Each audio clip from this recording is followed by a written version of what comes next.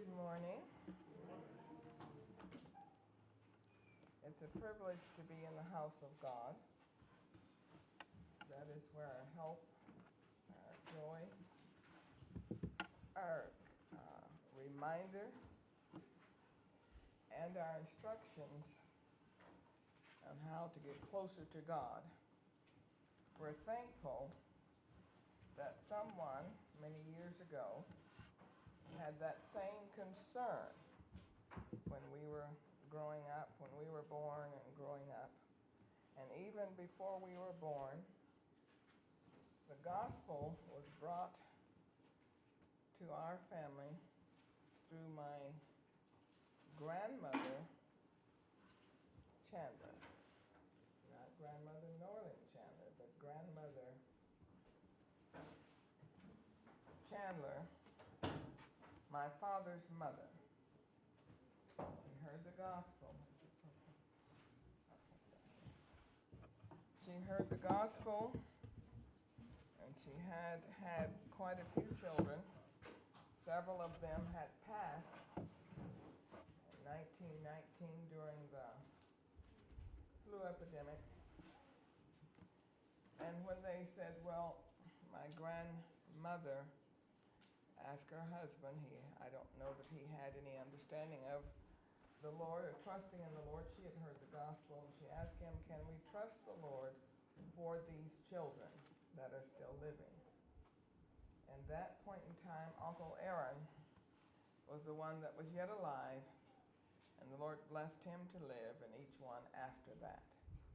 And Aunt Phoebe, my father's youngest sister, and my father came after that. And the Lord blessed them to live as well. We still have flu epidemics now, and they still try to address them. But that probably was one of the first times that it had covered the country, the United States, is my guess. I haven't researched that, but I'm suspecting that since so many people had no immune defense against it. But we are thankful that God is a present help in time of need. And as we learn who He is, we can realize that He has made a way for us to have an option when we think of times that we have not had everything that we needed to work with. We're inclined to think, well, this is all I have at my disposal. But if we have God, we have everything we need in our hands. Now, there are times we may consider, but I need a new car, I need a new house, I need a new many things. But if we have God, we do have everything that matters. And it's very important for us to understand God has given us an access to the divine that is irreplaceable, incomparable, and for God to give us that, it is His divine love that compels Him to make this available to us. I am thankful that God has allowed all of us that are here to be present in the house of God, to be reminded of what is the most important thing. Now, many of us got up this morning and we were hungry and ate some breakfast, and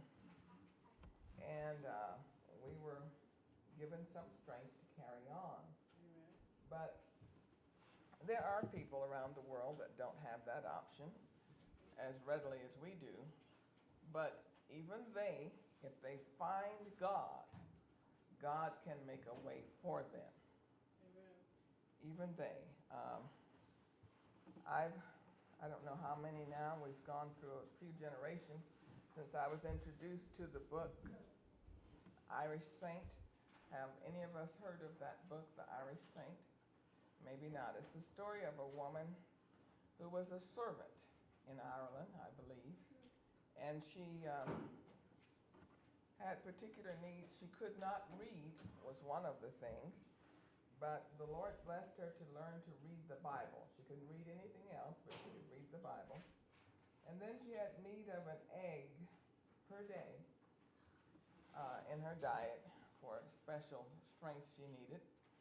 And she didn't necessarily have access to it. And so the Lord blessed the hen out in the hen yard to come in the house and come up the stairs. And there was a box at the top of the stairs. The hen would get in it and lay an egg and go back out. And I'm not certain now that I remember fully how long the hen did this, but I know it was at least a week, and it could have been longer. And so each day the hen would come up and lay one egg and then go back out. And according to the story of Praying Ann, on the last day that she needed the egg, the hen came up the stairs, laid the egg, and then what do most hens do after they lay eggs? Does anyone know? No, they do that, but usually they cluck. And she had never clucked on any of the days prior, but on this particular day she clucked. Now I can't cluck like a chicken, but I know what they sound like. Anyway, she clucked and everyone rushed in. Why is this chicken in the house? And chicken had been coming in every day. But that last day, she clucked and they shooed the chicken out. And that was the last of the need for the eggs. And she had come completely delivering the egg that was needed every day. Now, what was in Praying Ann's hand, she didn't have an egg, but she had the option to pray. And that provided the egg. And as the story goes on, just if you find a copy of that, I found it fascinating. I've read it probably parts of it over the last 30, 40 years. Someone, they said, approached her and said, "You can read the Bible. I believe you can read." And so they got a local newspaper, held it up to her and said, "Read this." And so she looked through the paper and she said, she saw where it said, this is in England, Lord Sheffield or something. And they said, "See, you can read." She said, "Well, that word right there is Lord. I can read it." She said, "But it's not my Lord because I don't get that inspiration every time I read the word Lord." And so that was what she had access to. That was what was in her hand. And we are all vessels of God, whether we are 5 years old, 2 years old, 20 years old, whatever our age. And I'm 3 times 20, and I am thankful. And I am thankful that in spite of all of the difficulties and illnesses I've had in life, I still have in my hand access to the Heavenly Father. And God, if He wants to make us new, He can. There are many skills that they have nowadays. Recently, I want to say in the last 2 months maybe, there was a man who had had a major injury, and I've forgotten now, but it blew off his face, but he was still living. And there was someone else that was, I guess, killed, and they were able to take his face, put it on the man who had lost his face.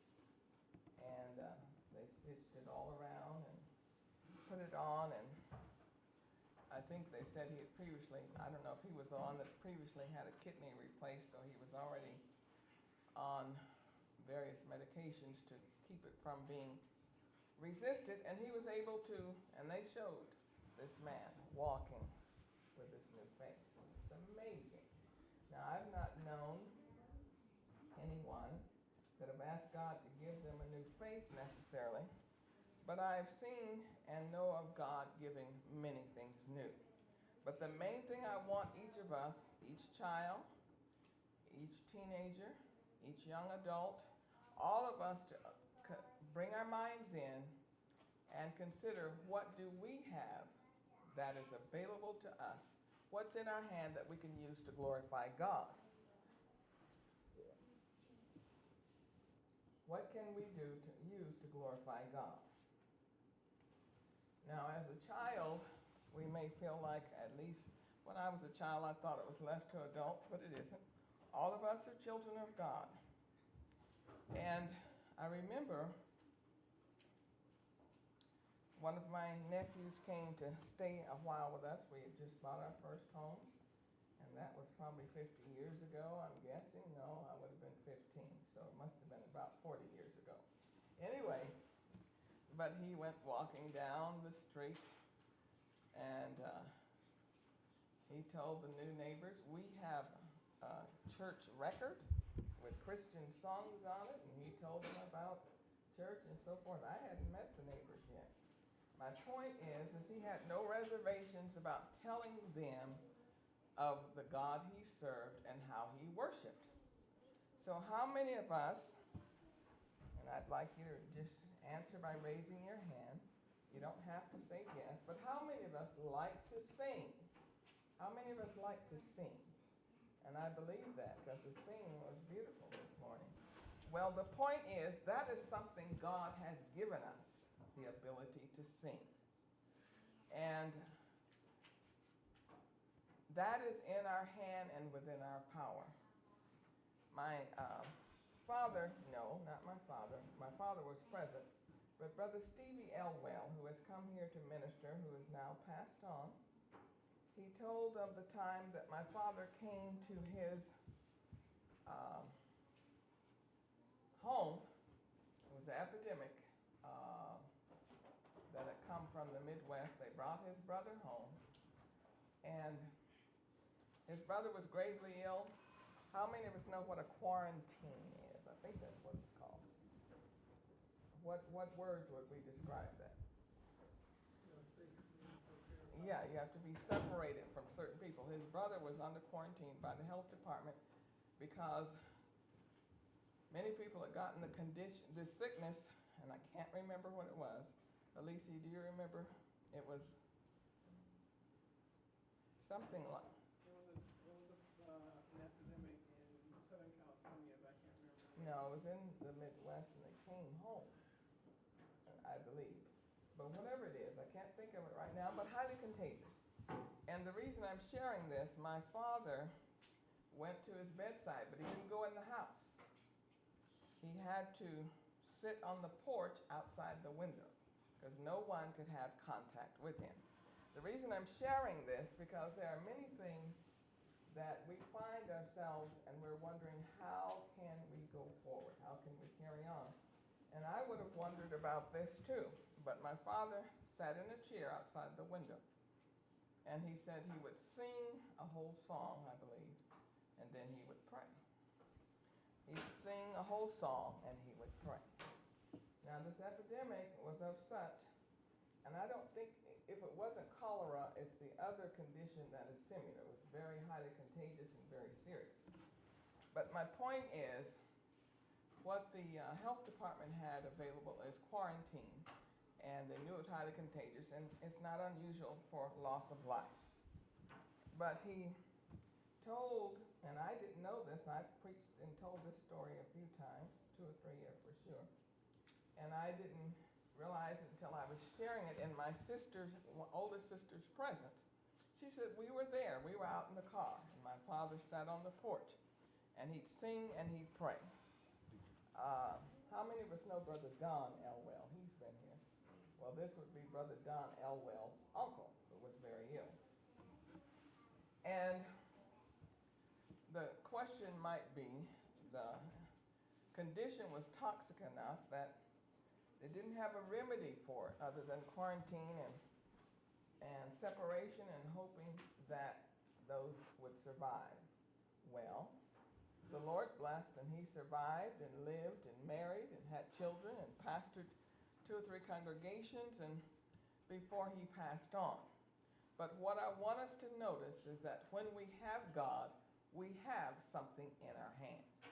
There are many situations that we can throw our hands up, but we have something in our hands. And it's important as we live for God that we understand that as long as we have God, we have something that we can glorify God in our lives in and protect ourselves. I've told, I don't know if I've told it in recent times, but in the past I've told it many times, of the time that I was 15. I was young. I was a junior in high school, but I was 15 years old. And there was a young lady who lived next door to me. So I was dealt with this distress on a daily basis. That she would threaten, she would confront, she would, whatever came to mind, she was a challenge. And I was living saved. As I went to school, she would challenge. We had the same, what do you call it, lunch recess or what, lunch period. And so periodically, if I came near, she would talk. I don't know if they use that term now, but back when I was a child, they called it loud talking. And she would talk and threaten me out there on the quad. She would threaten me. And I decided, by the help of the Lord, what I had in my hand was salvation. And I was not going to give it up, even for her. And I did not know what that was going to entail, what that challenge was going to be. And so this particular lunch period, she began to tell me, not only say negative things, but began to tell exactly how she was going to attack me, how she was going to physically abuse me. And I was standing there realizing that I had made up my mind to serve God. And in my hand was a decision for Christ. That's what I had access to. I didn't have sticks. I had a sibling going to school, and they weren't out at recess at that time, probably, or if they were elsewhere. And that's beside the point. I had God, and this is what I want you to remember as we go forward. And so she began to become bolder than she had been. And so as she told what all she was going to do to me, I hadn't said anything.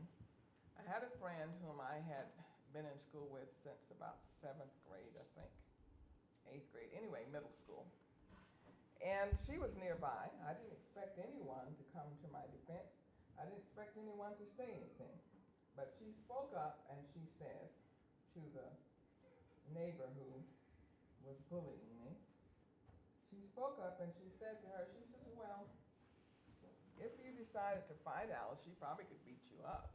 Now, she had never saw me fight, but she probably could beat you up if you decided to fight her. I believe she could. I don't know what she said then. I hear a lot of children now say, take you out. But I don't remember what she said. But the point is, I never said anything. I had no intentions of fighting her. I hadn't intimated that. But the Lord just caused this young lady to stand in the gap and say, do you realize what risks you are taking challenging her? But the point is I had decided I was going to please God. And so what I had in my hand was the ability to trust God in spite of my circumstances. And God is faithful to do just that. And it's important for every one of us, no matter how old we are, to remember that what is in your hand is what God is looking at. Because if we're not careful, we're inclined to think, well, there are people I know that have a perfect life, perfect situations, perfect money, perfect friends. But let's talk about a vessel. Maybe we're going to read a scripture here about a vessel, but we want to go on and continue working with what's in our hand. Jeremiah 18:1, the word which came to Jeremiah from the Lord, saying, arise, go down to the potter's house, and there I will cause thee to hear my words. Then I went down to the potter's house, and behold, he wrought a work on the wheels. Wheels is the equipment that they put the clay on to shape it. And the vessel that he made of clay was marred. In other words, it broke in the hand of the potter. So he made it again, another vessel, as seemed good to the potter to make it. So then the word of the Lord came to me, saying, O house of Israel, cannot I do with you as this potter, saith the Lord? Behold, as the clay is in the potter's hand, So are ye in mine hand, O house of Israel. The point being is, in spite of human limitations, if we submit our lives to God, God can make a worthwhile vessel from it, whatever our age. When I was a little girl, I was injured severely when I was 3. I don't think that had anything to do with my speech. I just could not speak clearly. But when I got old enough, I asked the Lord if he would deliver my speech to his glory. And he did. Cleared up my speech. But before that, I gave everything I had to God. I gave my life, my efforts, my speech. Now, how many of us feel like we have nothing to give to God? We have nothing to give to God to use to his glory. How many of us, well, I'll ask this way, how many of us feel we have something to give to God and to his glory? How many of us? We have something to give to God and to his glory. Now, when we understand we have something to give to God, then we don't give it to other resources, other persons. And we have been blessed right here in Baldy Mesa with many gifts, many gifts. Now, some of our children, we'll start with them. How many of you children have learned to read? How many of you are learning to read? Excellent, excellent. Learning to read. Do you realize that's something in your hand that you can please God with? Had you thought of that? You could please God because you know how to read? There are wars in the world right now, and many groups of children are not allowed to go to school. And so if God has blessed you to read, keep in mind, I want to please God with my reading. I can read things that are supportive to me. Also, some other people might need you to help them to read. And how many of us have the ability? There are some people that are very, very good with numbers, whether it's elementary math, middle school math. How many people are good at math? Amazing. Just 4 children? I don't know what happened to the rest of us. How many of us are good at math? How many of us can do math? How we put it that way. Okay. Yes, excellent. The reason I say it is easy. Yes, you have been blessed. That's something within your power to please God with. The reason I say this, if we're not careful, we look around and say, I don't have that ability. Now, I was not a math expert, but I sure learned to do math. My mother saw to it. I can still feel what it felt like sitting next to her and she having me go through the math. And I thought, this is so tiresome, so tedious. That didn't bother her in the least. If it did, I didn't know it. But I have learned as an adult, and I've done this to my children many times. I'll say, what are we adding up? And they give me a rough total, and I can add it up. And I go to the cash register, and I've amazed many cashiers, because as they're adding it up on the cash register, I add it in my head. And when they finish, I said, there's something that didn't quite add right. I said, I don't know if you made a mistake with one of the items, but it's not right. And of course, they're wondering, how do I know this? But I was adding it. I do it automatically, adding it as they put it in the machine. And this was long before calculators. Now people have calculators, but I was a walking calculator. And so, but my mother brought that up. Well, here recently, how long have we had Common Core? Is it 3 years, Alicia? How long have it been since they introduced Common Core? 5? Yeah, more like 5 or 6. Okay, 5 or 6 years. And many people protest from one way or the other. I don't want Common Core, and part of the reason for the Common Core, Joshua, do you all have Common Core at your school? Okay. How do you feel about Common Core? I'm talking specifically in addressing math. The reason I'm saying this is I have been doing math in my head the way I was taught for the last 60 years. Well, my daughter said, what everyone is protesting is they're protesting being taught to do math the way you do it. They're trying to bring that back. And that's what the issue is. It's a new process, and one of my children said recently, I'm glad you didn't try to teach us Common Core. I didn't know it was called Common Core. That was just how I was taught math. And so many people ask me, well, how much is it? I'm not perfect, but I often can give you a rough answer. In other words, when I check out at a cash register, I can guess estimate between $3 or so of the total, even if it's $100 worth. So the point I'm saying is, there are places that we have abilities. It's important for all of us to get this. There are things in our hand that God can use. It may not be in the next person's hand, but it can be in our hand. I've had cashiers get very agitated, but when they go back and figure it, they realize I'm correct.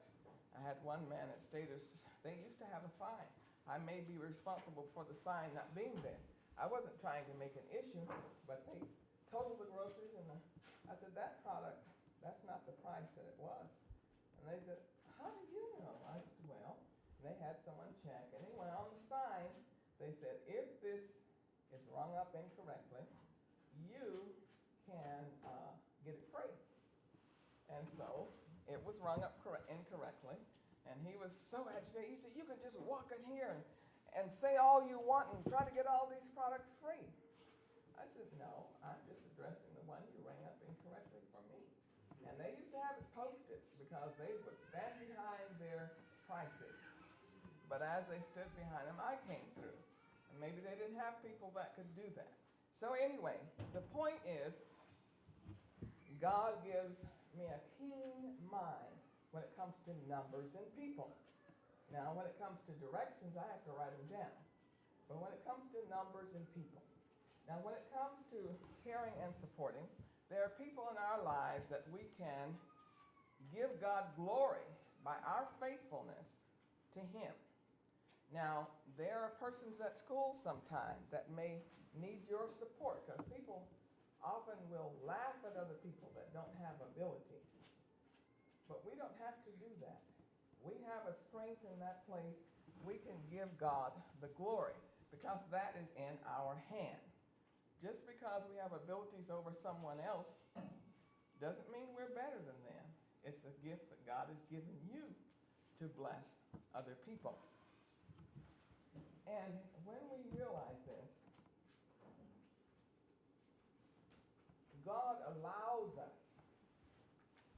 Paul in the scripture said, I have a, what do you call it? He says, I have a, what is the word I want? He didn't call it burr. But anyway, he said, there are certain things I cannot do well. But Paul was one of the most gifted apostles in the scripture. But what he could do, Paul did. He was a man of great faith, and he walked close to God. How many of us know where it can be found in the scripture? Can you look that up, Joshua? Paul was on a trip. He was a prisoner on the trip. And on the trip, I think they called it a viper bit him. You know what a viper is? How many of us know what a viper is? Portia? A snake. He was in this, on this island, and they had stopped off, and a viper bit him. And I think everyone there knew it was poisonous.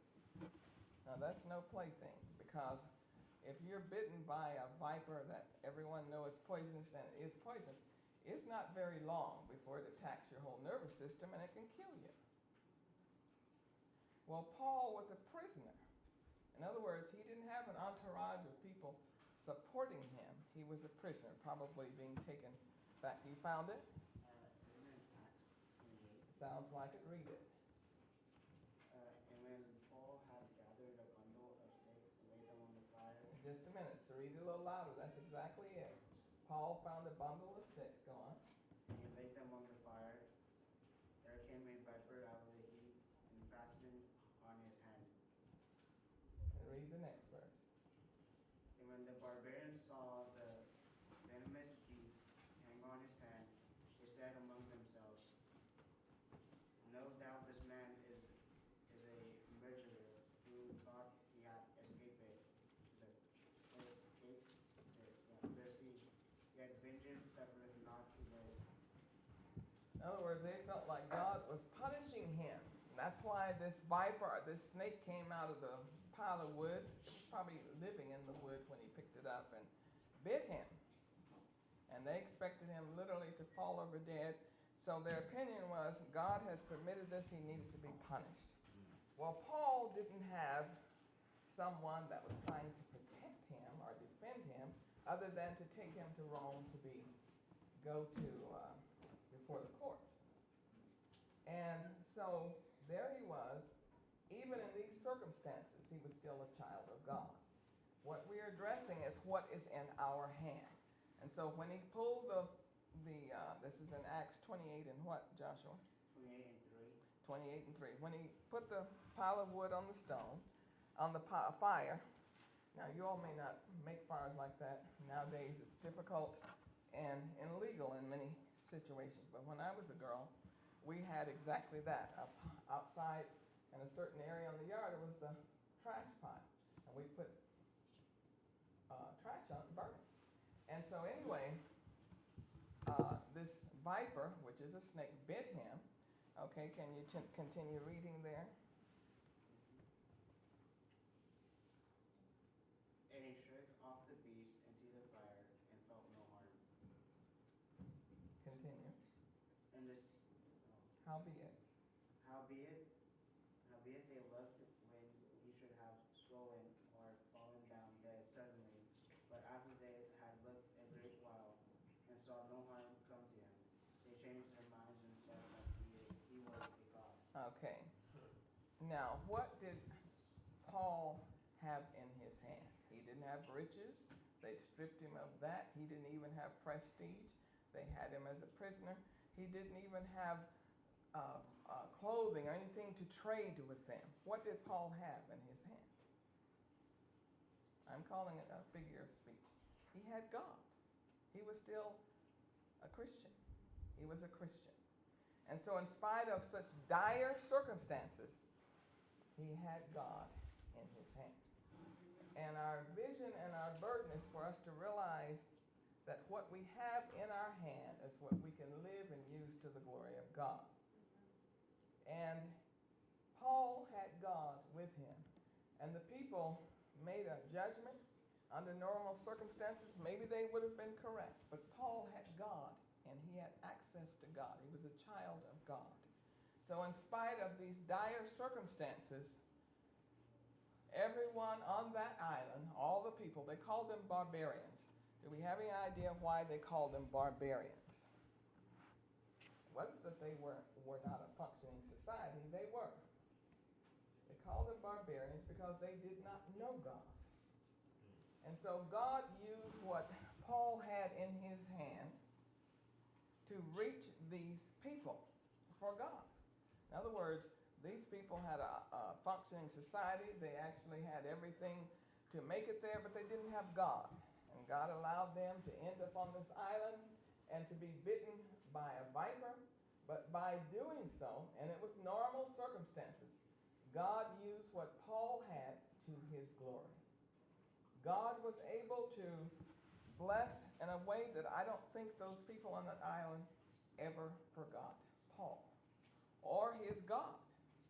And so we will find ourselves in circumstances that may be trying at times, but God has a greater vision and a greater good for all those around us if we use what is in our hand.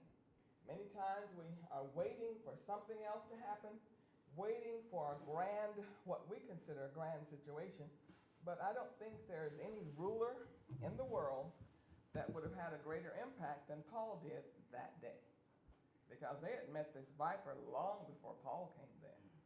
So they knew his ability and behavior.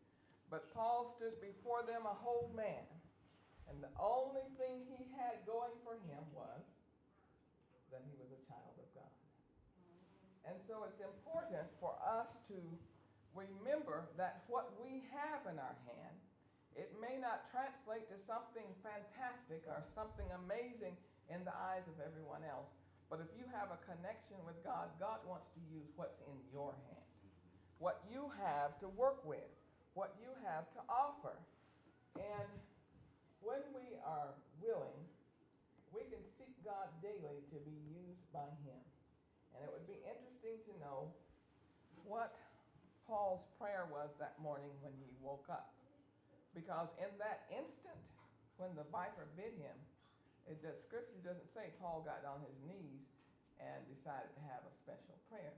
He didn't even have time. He was already prayed up. And so what we have to offer to God, many times it's important for us to not negate or put down what God has permitted us to have access to. And when I was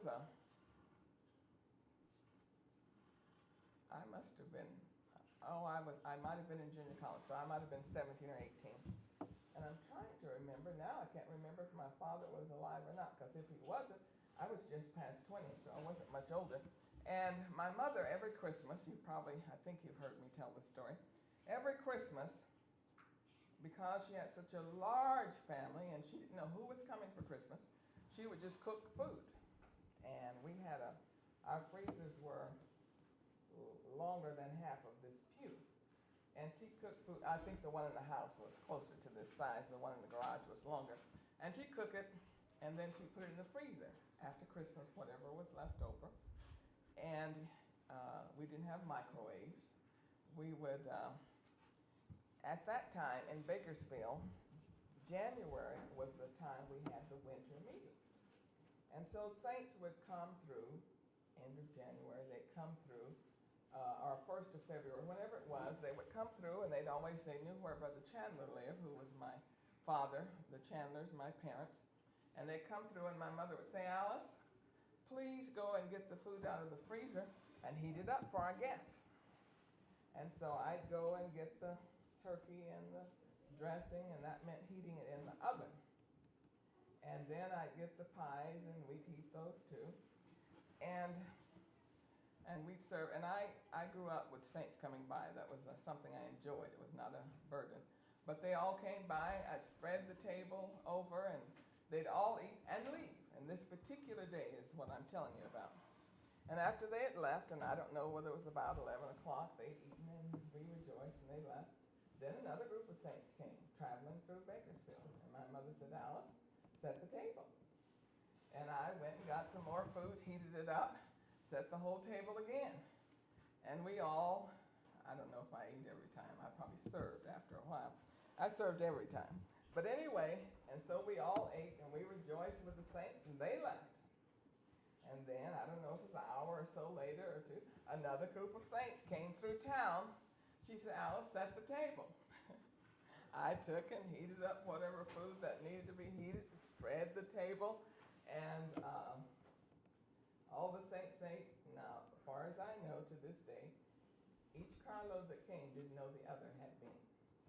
And we served them, and they went on their way.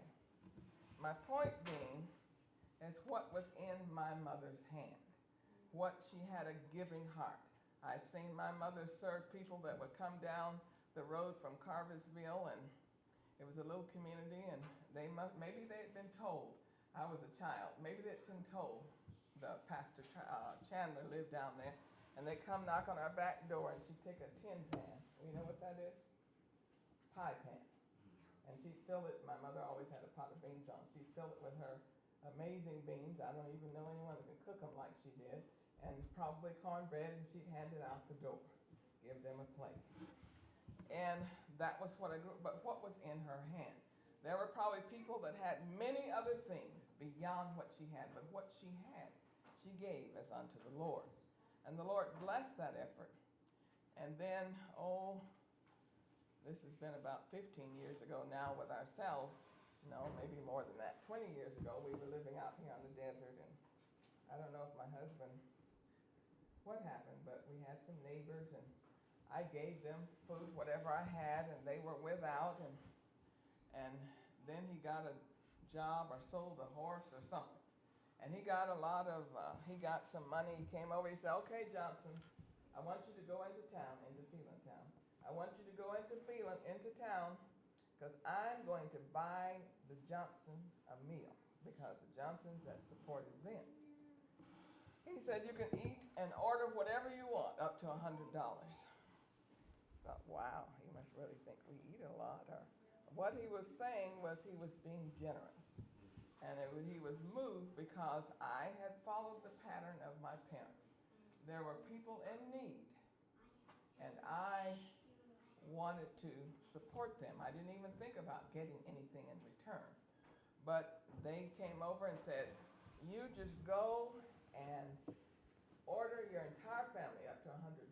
But the most important thing is what we had in our hand, and that was a giving heart.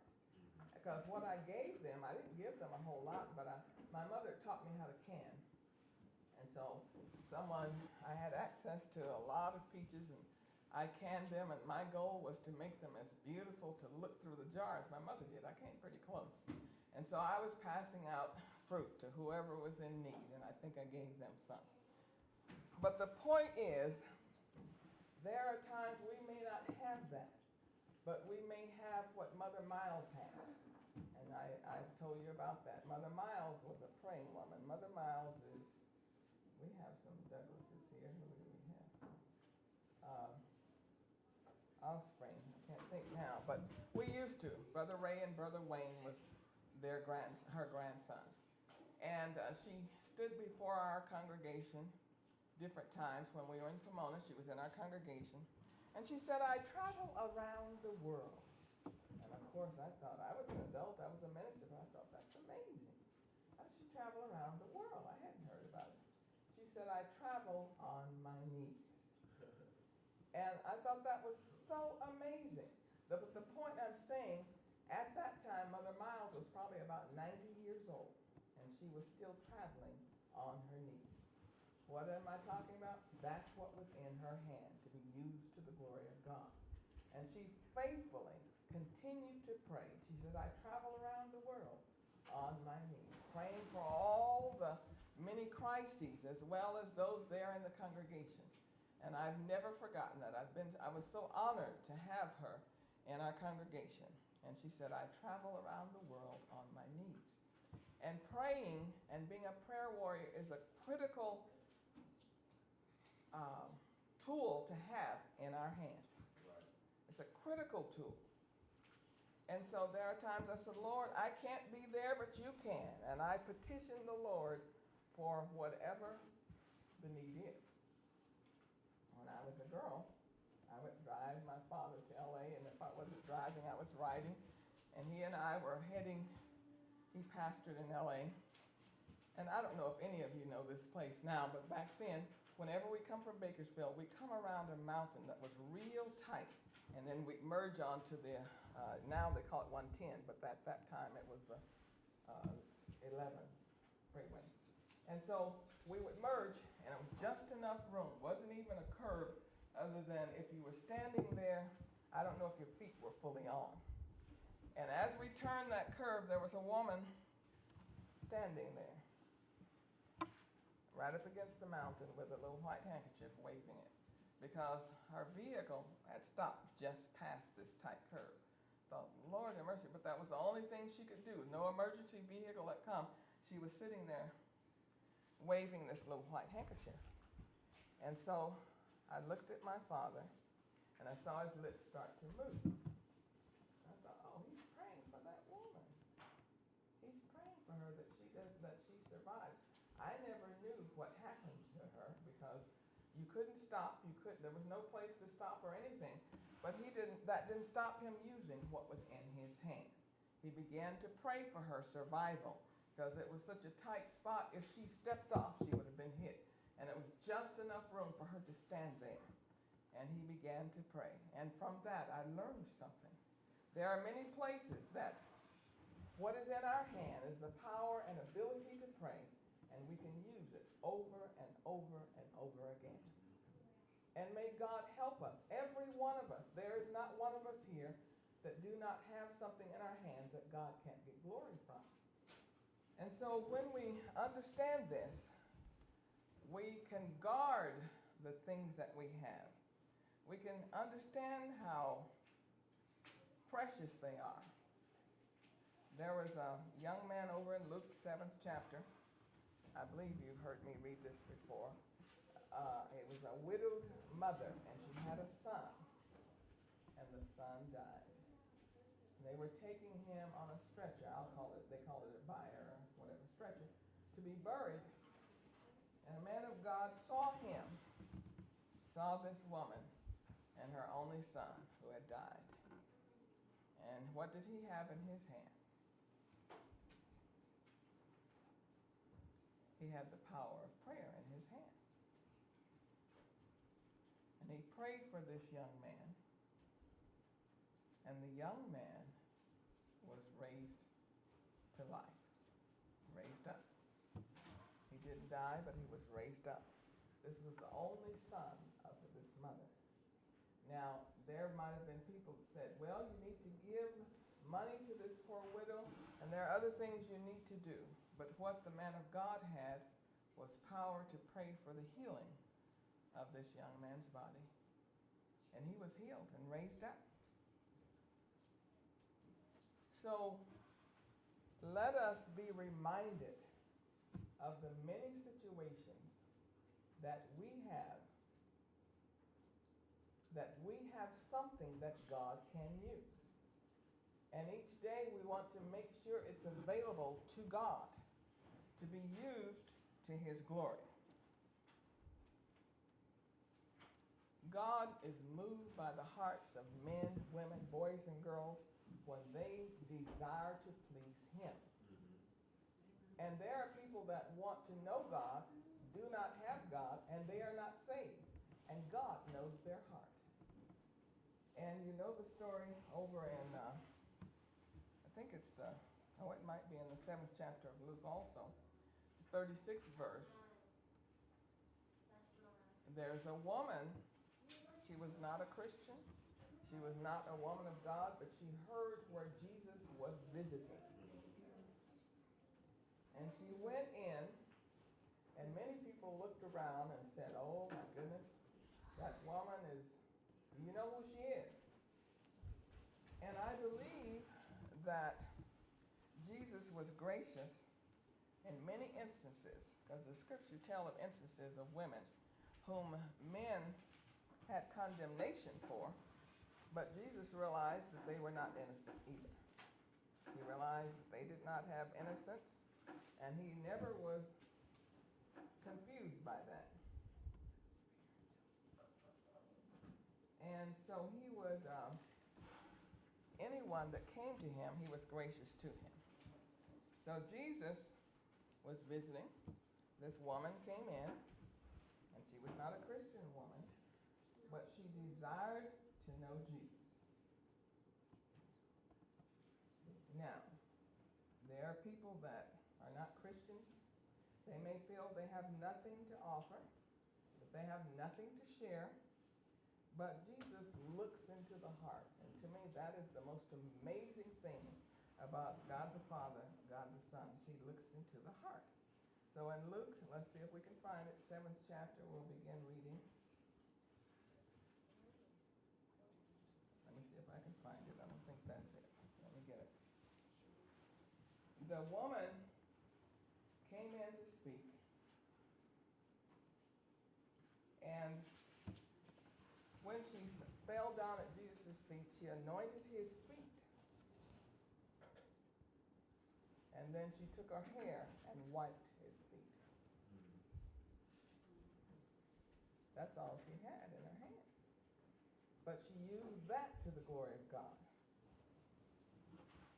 37th verse. Let's see if we can get it. Behold, a woman in the city, Yes, which was a sinner, that's it.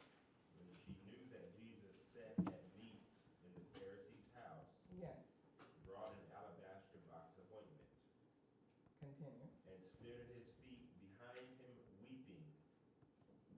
began to wash his feet with tears, and did wipe them with the hairs of her head, and kissed his feet and anointed them with the ointment. Continue. Now when the Pharisee which had bidden him saw it, he spake within himself, saying, This man, if he were a prophet, would have known who and what manner of woman this is that toucheth him, for she is a sinner. God looks into the heart. And anyone that comes with a heart, if you're a sinner and you come with a heart wanting to know God, there's an opening for you. And so even all of them would have thrown her out of the house, but Jesus could look into her heart. And all that she had in her hand was what she used, the ointment and her tears. And she wiped his feet with her hair after she put the ointment on, and she wept at Jesus' feet. Jesus received what was in her hand. Jesus received that. And so it's important for us to understand that what we have before God, purity and honesty, will give us an option to connect with God over and over again, in spite of anyone around you. And if it had been up to the persons watching her, they would have thrown her out of the house. But Jesus understood her heart. And he received her sacrifice. He received what she had to offer. And it's important for us to never let the enemy make the excuse in our lives, I don't have anything to offer God. I don't have anything that God would want. Because anyone looking at that woman would have said she didn't have anything. But above and beyond her ointment, which was probably payment for her lifestyle, she had a heart to give to God. She had that. And that's what she wanted to give.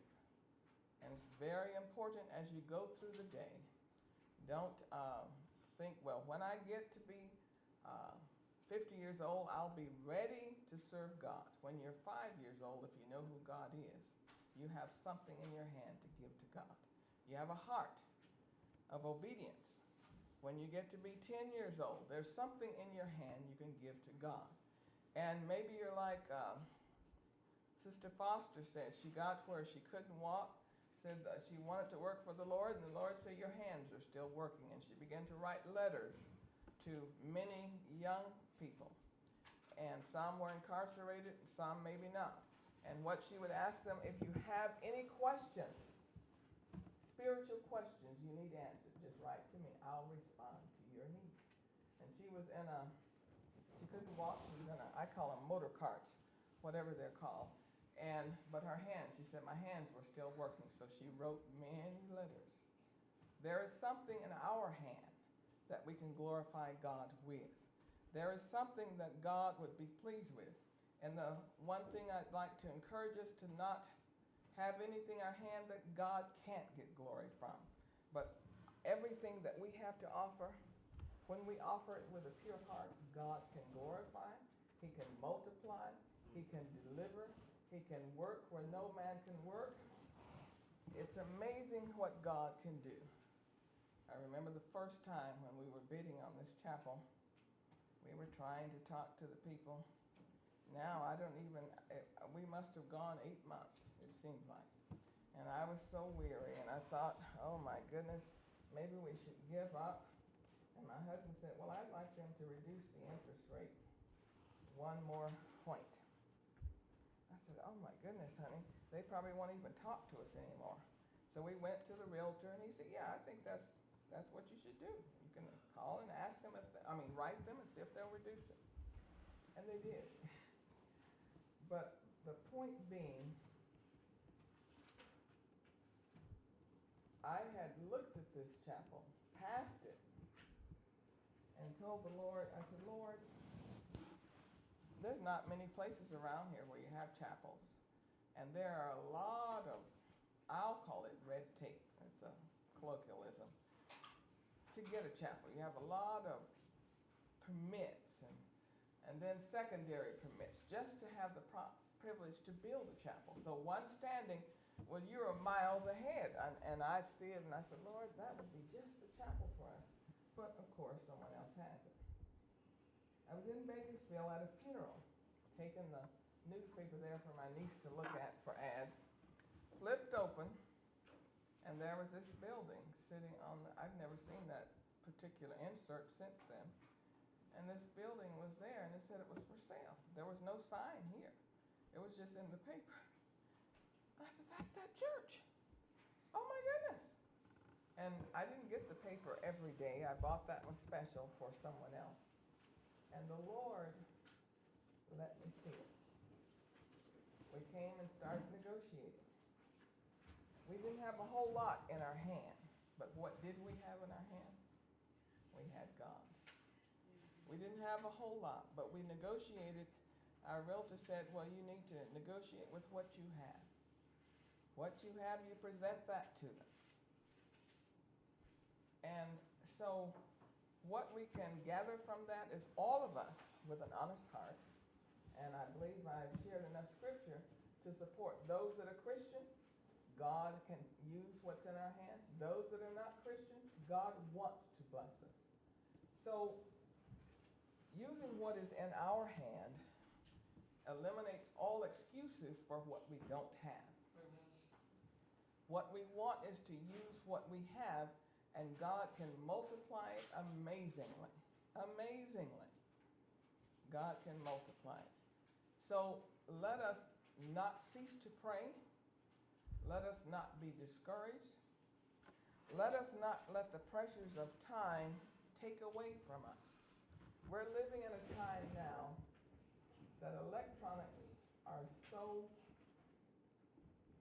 saturated in our society until it robs people of on every level, whether they're husbands, wives, sons, daughters, friends, because it's beginning to tamper with relationships. You cannot connect with other people because we are so embedded in our electronics. And so there are people sitting on a sofa and they're talking to each other on their texting each other on the phone. They're both sitting. See, we don't realize now, but in time, we won't know how to recover that relationship. But we want to use what is in our hand to the glory of God.